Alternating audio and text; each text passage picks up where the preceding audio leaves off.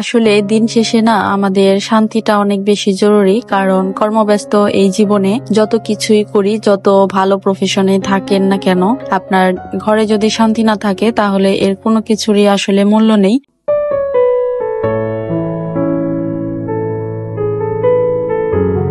আসসালামু আলাইকুম, সবাই কেমন আছেন? আশা করছি যে যেখান থেকে আমার ভিডিওটি দেখছেন আল্লাহর অশেষ রহমতে সবাই ভালো আছেন। আমরাও আলহামদুলিল্লাহ ভালো আছি।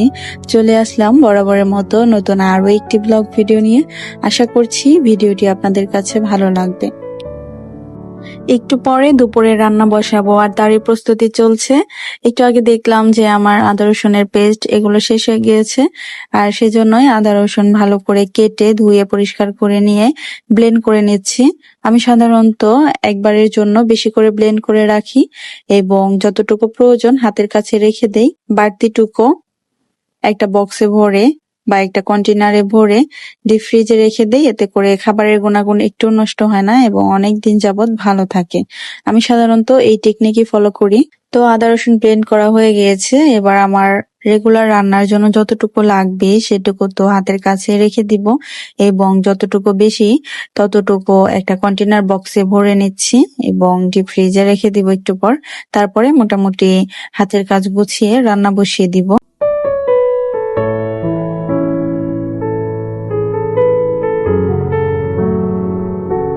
ভিডিও টাইটেল এবং থাম্বনেল দেখে তো অবশ্যই বুঝে গেছেন আজ কি বিষয়ে কথা বলবো। তো শুরু করা যাক।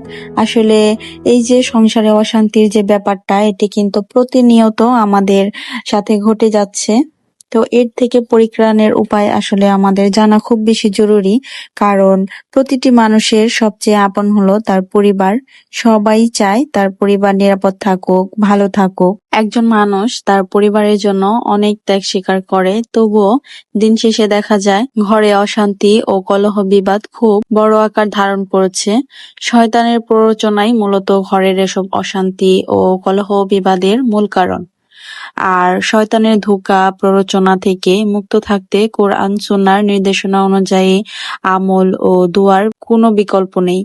কেননা আল্লাহ তাআলা মানুষকে সতর্ক করেছেন, কারণ নিশ্চয়ই শয়তান মানুষের প্রকাশ্য শত্রু।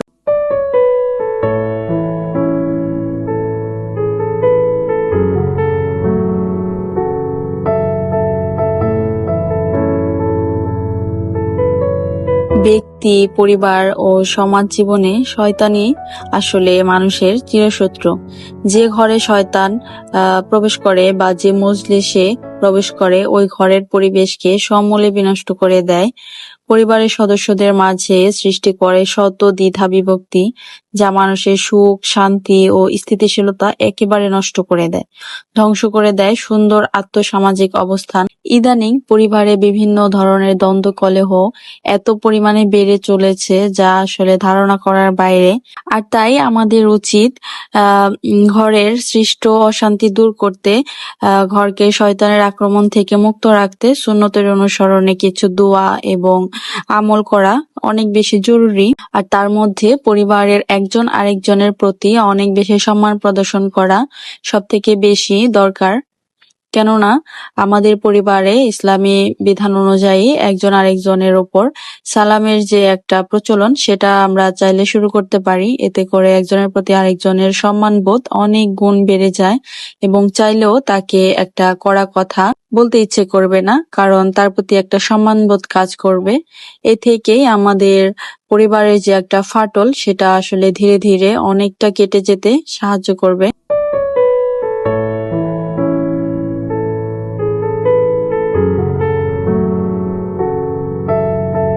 পরিবারের কোনো সদস্য বাহির থেকে ঘরে প্রবেশ করতেই ঘরে অবস্থানরত পরিবারের অন্য লোকদের সালাম দেওয়ার প্রচলন চালু করা অনেক বেশি জরুরি, কারণ এটি কোরআন সুন্নাহর নির্দেশ ও কল্যাণ।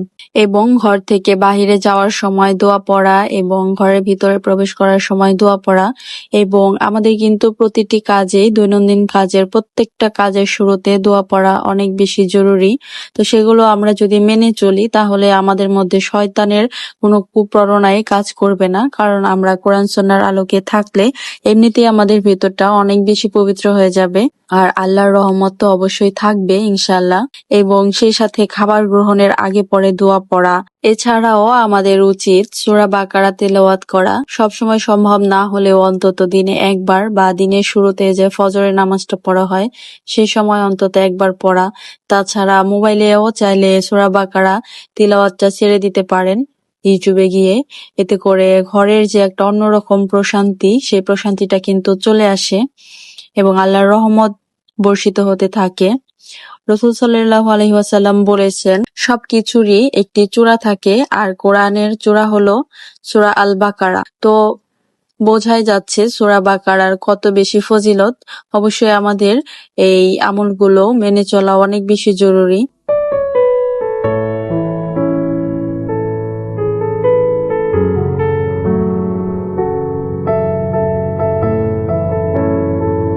এছাড়াও পরিবারের বিভিন্ন সদস্য থাকে ছোট বড়, এদেরকে সবসময় সতর্ক করা উচিত।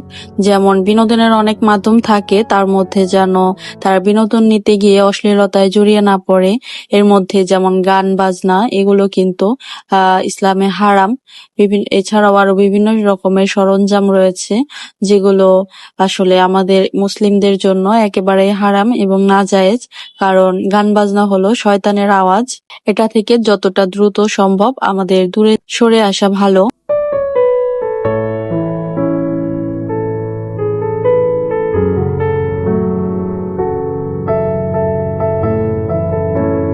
ঘরে শান্তি বজায় রাখতে আমরা চেষ্টা করব ঘরের মধ্যে যেন কুকুর প্রবেশ না করে।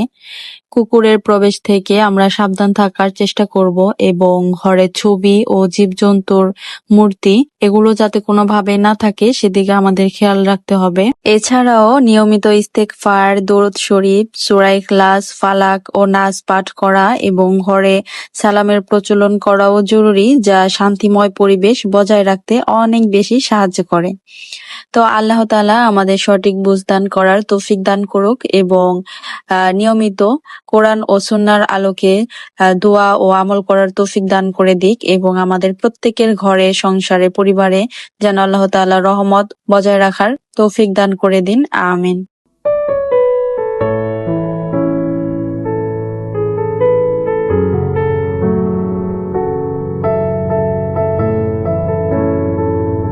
আসলে দিন শেষে না আমাদের শান্তিটা অনেক বেশি জরুরি, কারণ কর্মব্যস্ত এই জীবনে যত কিছুই করি, যত ভালো প্রফেশনে থাকেন না কেন, আপনার ঘরে যদি শান্তি না থাকে তাহলে এর কোনো কিছুরই আসলে মূল্য নেই।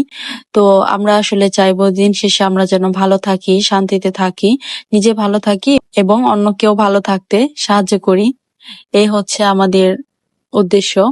তো অনেক কথাই বলে ফেলেছি, জানি না কার কাছে কেমন লেগেছে। যদি ভালো লেগে থাকে তাহলে প্লিজ আমার ভিডিওতে একটি লাইক দিয়ে দিবেন এবং আপনার মূল্যবান মন্তব্য কমেন্টের মাধ্যমে জানিয়ে দিতে ভুলবেন না।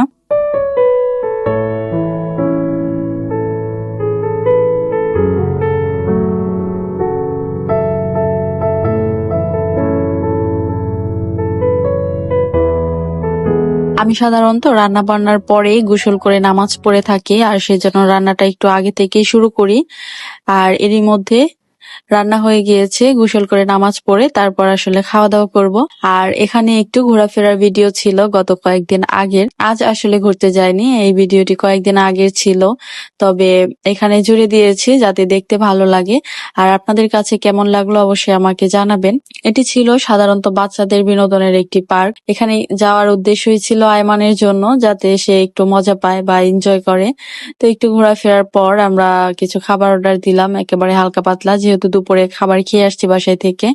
এখানে একেবারে হালকা পাতলা কিছু অর্ডার দিলাম। এখানে ছিল পটেটো ওয়েজেস এবং সাথে ফুচকা। এগুলো অর্ডার করে আমরা বসে আছি এবং সামনের দৃশ্যটা অনেক বেশি সুন্দর ছিল, সেগুলো উপভোগ করছি।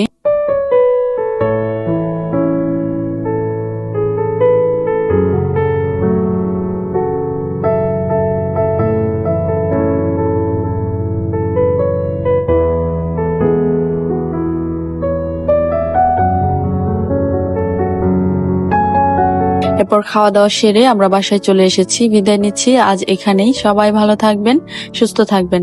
আল্লাহ হাফিজ। আসসালামু আলাইকুম।